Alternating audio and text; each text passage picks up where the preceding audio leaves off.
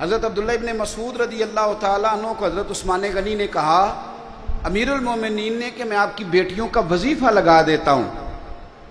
تو آپ فرمانے لگے عثمان میری بیٹیوں کو کسی خزانے کی ضرورت نہیں، میں تیاں نو خزانہ دے چھڑیا ہے. حضرت سیدنا عثمان غنی کہنے لگے مجھے بھی تو بتاؤ کیا خزانہ ہے. تو آپ فرمانے لگے میں نے اپنی بیٹیوں کو سورت واقعہ یاد کرا دی ہے، اور میرے رسول پاک علیہ السلام نے فرمایا جو سورت واقعہ پڑھے اسے فاقہ نہیں آتا. تو حضور نے کہہ دیا ہے تو آ سکتا بھی نہیں. تو عام آدمی تھا سادہ، آڑت کی دکان کرتا تھا. آڑت کی دکان تو سمجھ میں آ گئی نا آپ کے.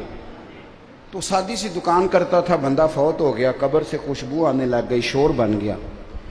لوگ بڑے سارے قبر کی مٹی سونگتے، خوشبو آتی. اس کے گھر چلے گئے، جا کے اس سے کہا کہ اس کی بیوی سے کہ کیا کرتا تھا. اس نے کہا کچھ بھی نہیں، نمازی تھا، حاجی تھا، داڑھی رکھی ہوئی تھی.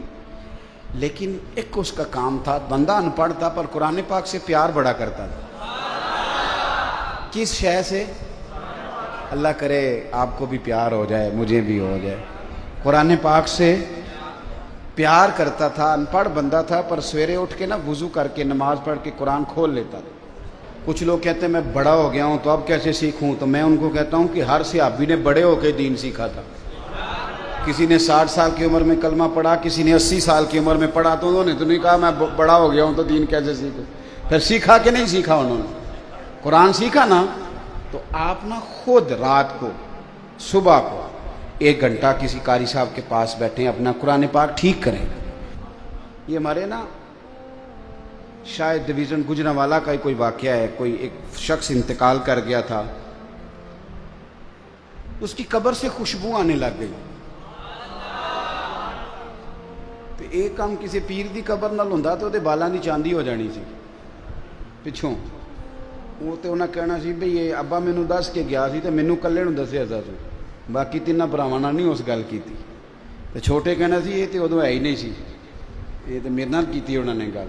انتقال کے بعد سب کو علیحدہ علیحدہ خوابیں آنے لگ جاتی ہیں اور سب علیحدہ علیحدہ سٹوریاں سناتے ہیں. عام آدمی تھا سادہ، آڑت کی دکان کرتا تھا. آڑت کی دکان تو سمجھ میں آ گئی نا آپ کے. تو سادی سی دکان کرتا تھا، بندہ فوت ہو گیا، قبر سے خوشبو آنے لگ گئی، شور بن گیا. لوگ بڑے سارے قبر کی مٹی سونگتے، خوشبو آتی. اس کے گھر چلے گئے، جا کے اس سے کہا کہ اس کی بیوی سے کہ کیا کرتا تھا. اس نے کہا کچھ بھی نہیں، نمازی تھا، حاجی تھا، داڑھی رکھی ہوئی تھی. لیکن ایک اس کا کام تھا، بندہ ان پڑھ تھا پر قرآن پاک سے پیار بڑا کرتا تھا. کس شے سے؟ اللہ کرے آپ کو بھی پیار ہو جائے، مجھے بھی ہو جائے. قرآن پاک سے پیار کرتا تھا. ان پڑھ بندہ تھا پر سویرے اٹھ کے نا وضو کر کے نماز پڑھ کے قرآن کھول لیتا تھا اور ایک ایک سطر پہ انگلی پھیرتا تھا اور کہتا تھا اللہ تو جو آکھیا ہے سچ ہی آکھیا ہے، اللہ تو جو بھی فرمانا ہے سچ ہی فرمانا ہے. سونے ربا تو جو کیا ہے میرے لیے ٹھیک ہی کیا ہے. وہ اس مزے سے قرآن پڑھتا. جب مر گیا تو رب کریم نے اس کی قبر میں بھی خوشبو پیدا کر دی. ہم محفلوں میں جاتے ہیں نا، ایک قاری ہوتا ہے، ایک تلاوت ہوتی ہے صرف، اور نعتیں.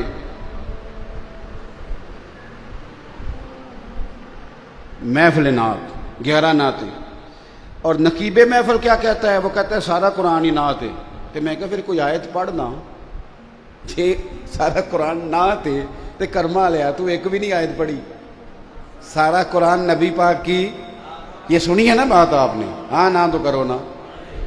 لیکن یہ بات کہہ کے نا تو وہ اردو کے شعر سنانے شروع کر دیتا ہے. بھئی وہ بھی تو سنا، اچھی بات ہے، مذائقہ نہیں، پر تو نے ابھی دعویٰ کیا ہے کہ سارا قرآن نبی پاک کی. اچھا چٹ آتی ہے مجمع سے، وہ کہتے ہیں فلانی نعت سناؤ، بہت اچھی بات ہے، سننی چاہیے. پر جب آپ نے یہ کہا تھا کہ سارا قرآن حضور کی نعت ہے تو پھر چٹ آنی چاہیے تھی نا سورۃ رحمان سناؤ. پھر چٹ آنی چاہیے تھی نا کہ سورہ یاسین پڑھو. پھر چٹ آنی چاہیے تھی حامیم سجدہ تلاوت کرو، سورہ ہود سناؤ. آنی چاہیے تھی نا. میری بات کی سمجھ آ رہی ہے نا؟ چٹیں آتی ہیں نا فلانی نعت پڑھو، فلانی نعت پڑھو، فلانی سفارش آتی ہے. لیکن آپ نے دعویٰ بھی کیا کہ قرآن نعت ہے، پھر آپ نے سفارش ہی نہیں کی. سنو جو سفارش کر کے قرآن پڑھتے تھے. حضرت ابو موسیٰ اشعری قرآن بڑا سونا کر پڑھتے تھے. عمر فاروق بلا کے لاتے اور کہتے ابو موسیٰ اشعری میں امیر بن کے نہیں، تیرا ویر بن کے بات کر رہا ہوں. یار آج میرا دل کر رہا ہے مجھے میرے رب کا قرآن سنا. پڑھ یار 2 آیتیں، دل کر رہا ہے پڑھنے. حضرت ابو موسیٰ اشعری کہتے ہیں میں پڑھتا جاتا ہوں، عمر روتے جاتے. او بھائی یہ ذوق بنائیں، کبھی دروازہ کھٹکھٹائیں کسی قاری کا، اسے کہیں کہ آج بڑا ہی دل پریشان ہے، سورۃ بقرہ سننی ہے میں نے، بڑا ہی، اور سن لو، اچھی طرح سن لو. میرے نبی پاک علیہ السلام نے فرمایا جس گھر میں سورۃ بقرہ پڑھی جائے، فرمایا جن تو کیا شیطان بھی بھاگ جاتا ہے. آپ سورۃ بقرہ پڑھیں، انشاءاللہ بچے سویرے وقت پہ نماز پڑھیں گے. جب شیطان ہی غائب ہو جائے گا تو تھپکی کون دے گا؟ سمجھ آ رہی ہے بات کی؟ میرے پاس ایک صاحب آ گئے، کہنے لگے پیر صاحب کام نہیں چلتا. وہ ہے نا ہمارے ہاں ایک طبقہ بہت بڑا جڑے کہنے جڑے کام نو ہاتھ پائیے وہی پیچھے دا پیچھے ہی جانتا ہے. یہ کافی سارے لوگ ہیں، کافی سارے. تو میں انہوں نے مشورہ دینا ہونا، پھر کئی باری میں کہنا ہونا تسی جڑے کام نو نہ ہاتھ پاؤ، تسی کسی ایک نو ہی گھٹ کے ہاتھ پاؤ. مینوں لگدا تسی واہ سارے کاماں نو ہاتھ پا لیندے ہو تو پھر کسی نو بھی نہیں پکا رہندا. تو وہ کیا کرتے ہیں رات کچھ اور سویرے وہ پھر کام خراب ہو جاتا. جڑے کام نو ہاتھ نہ پاؤ کسی ایک نو پاؤ تے چنگا کر کے پاؤ. بات کی سمجھ آ رہی ہے؟ تو ایک صاحب نے مجھ سے کہا کہ پیر صاحب جس کام میں ہاتھ ڈالتا ہوں نا وہ میرا خراب ہو جاتا ہے، تو رزق کی بڑی تنگی ہے، تو کوئی تویز. میں نے اسے کہا یار جو تویز میں دوں گا پتہ نہیں اثر کرے نہ کرے، وہ والا تویز نہ دوں جو مدینے والے رسول نے دیا ہے، نبی پاک نے جو تویز دی ہے. حضور صلی اللہ علیہ وسلم فرمانے لگے، تویز دینے لگے. حضور فرمانے لگے تو رات کو سورۃ واقعہ پڑھ، تجھے کبھی فاقہ نہیں آئے گا. سورۃ واقعہ پڑھا کر، کبھی فاقہ پڑھنی چاہیے نا جی، پڑھیں گے انشاءاللہ. حضرت عبداللہ ابن مسعود رضی اللہ تعالیٰ عنہ بڑے خوبصورت صحابی ہیں. میں نے نا پچھلے جمعے دوستوں سے معافی مانگی تھی. میں نے کہا تھا ہم لوگوں نے ایک غلطی کی ہے بڑی. ہم لوگوں نے نا 5-7 صحابہ کی تعریفیں صرف سنائی ہیں، خلفائے راشدین کی، یا کسی خطیب نے عشق بلال حبشی بیان کر دیا، یا کبھی دل کیا تو حضرت سلمان فارسی کا واقعہ. ہم نے بتایا ہی نہیں کہ حضرت مقداد کی کتنی شان ہے. ہم نے لوگوں کو بتایا ہی نہیں کہ حضرت ابو عبیدہ بن جراح کا کیا مقام ہے، حضرت سعد بن عبادہ کا کتنا درجہ ہے. ہم نے کب بتایا لوگوں کو؟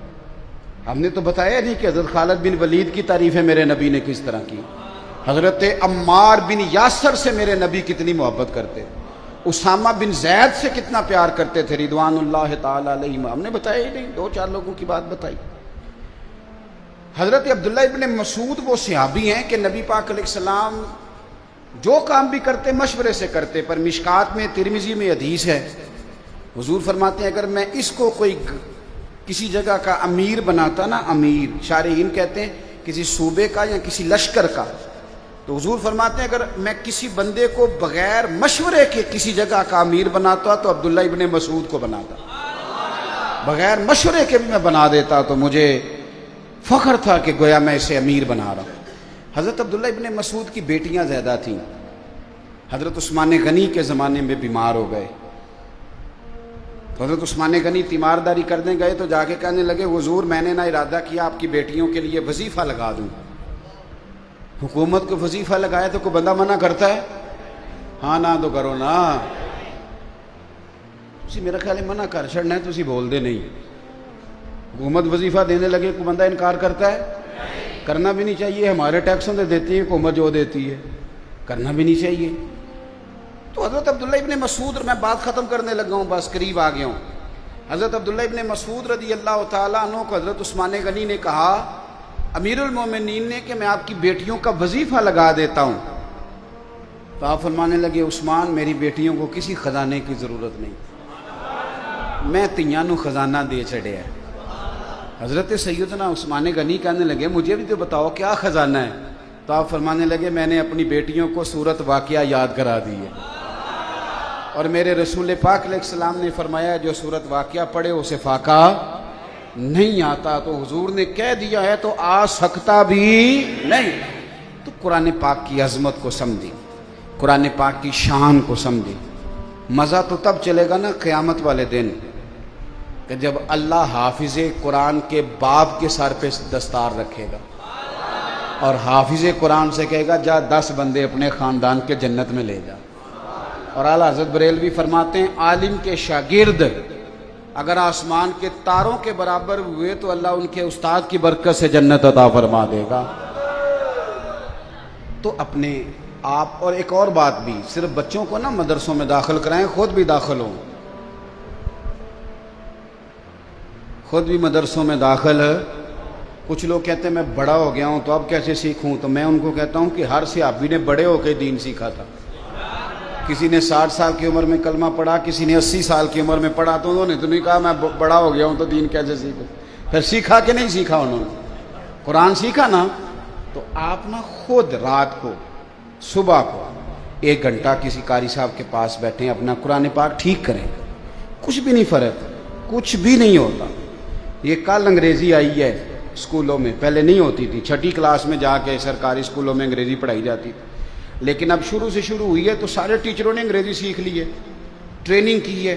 ہم پٹواری کے پاس جاتے تھے تو پٹواری نقشہ نکالتا تھا تو وہ زمین پہ بچھا دیتا تھا پورے کا پورا جناب کپڑا، ایسے ہی ہوتا تھا نا جی. تو کھٹوتی نمبر اور کیا خسرہ نمبر اور کیا بلائیں نکلتی تھی. اور بینک جاتے تھے تو بینک والے جب فائلیں نکالتے تھے نا اوپر سے رجسٹر، تو وہ رجسٹر بھی نکلتا تھا نیچے، اور اللہ خیر کرے گرد بھی نہ کوئی 6 مہینے کی ساری کٹھی پڑتی تھی سار پہ. تو اب آ گیا کمپیوٹر. تو کیا لوگوں نے نوکریاں چھوڑ دی بینکوں سے کہ ہم سے نہیں چلایا جاتا کمپیوٹر؟ بولیں کیا کیا پھر انہوں نے؟ بولو. چلو تسی نہیں ہو مندے، میں تو اور منا لینا ایک گل، وہ تسا من جانی. دسو موبائل آیا چلانا سیکھیا جے کہ نہیں جے سیکھیا؟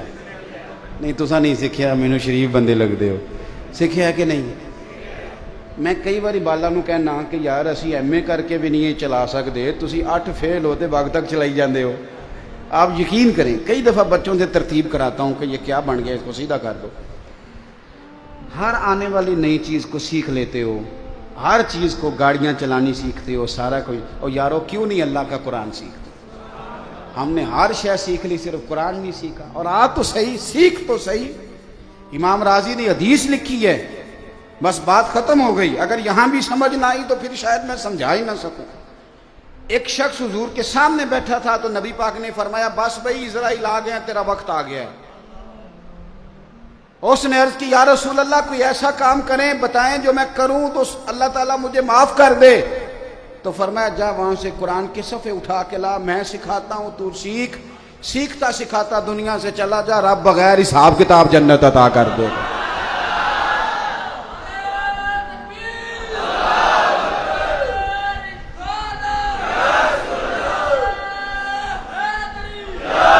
تو آپ قرآن سیکھیں، سیکھیں گے انشاءاللہ. میں حافظ جی پہ بڑا اعتماد کرتا ہوں بہت ساری چیزوں کا. میں نے ان سے گزارش کی ہے، اور میں نے جہاں جہاں میرے دوستوں نے مدرسے بنائے ہیں میں نے ان سے کہا ہے کہ ہم نے نہ زیادہ توجہ چندوں پہ کرنی ہے، نہ زیادہ توجہ بلڈنگوں پہ کرنی ہے، نہ یہ کہنا ہے کہ فلانی جگہ پلاٹ مل گیا اور میں نے اب اپنا مدرسہ بنا لیا. ہمیں ان چیزوں کی ضرورت ہے. ہم نے پڑھانا. مسجد والے اجازت دیں گے تو انشاءاللہ مسجد میں پڑھائیں گے، نہ دیں گے تو اپنی بیٹھک میں پڑھائیں گے، وہاں بھی نہ ملی تو کسی درخت کے نیچے پڑھائیں گے. یہ میرے مصطفیٰ کے دین کا کام ہے. انشاءاللہ تعالی ہم نے تہیہ کیا ہوا ہے زندگی میں کہ میری زندگی کا مقصد تیرے دین کی سرفرازی. بس میں اسی لیے مسلمان، میں اسی لیے نمازی. انشاءاللہ اسی پہ جینا ہے اور اسی پہ مرنا ہے. خواجہ صاحب نے کہا تھا میں اپنی حیاتی تو قربان تھی ماں، اور ویکھو میری محمد پکیندے گزر گئی. محمد پکیندے گزر گئی. تو اس طرح کی گزارنی ہے انشاءاللہ. یہ بڑی مزیدار ہے، یہ بڑی شاندار ہے، یہ بڑی، آپ یقین کریں. دیکھو نا کچھ لوگ کہتے ہیں کہ فلانے بندے کو حضور کی زیارت اتنی کیسے ہوتی ہے. تو میں نے کہا اگر ریڑھی والا ریڑھی چلائے اور رات خواب میں بھی ریڑھی آئے، آتی ہے کہ نہیں؟ دن کو سائیکل چلائیں تو رات کو خواب میں بھی آتا ہے کہ نہیں؟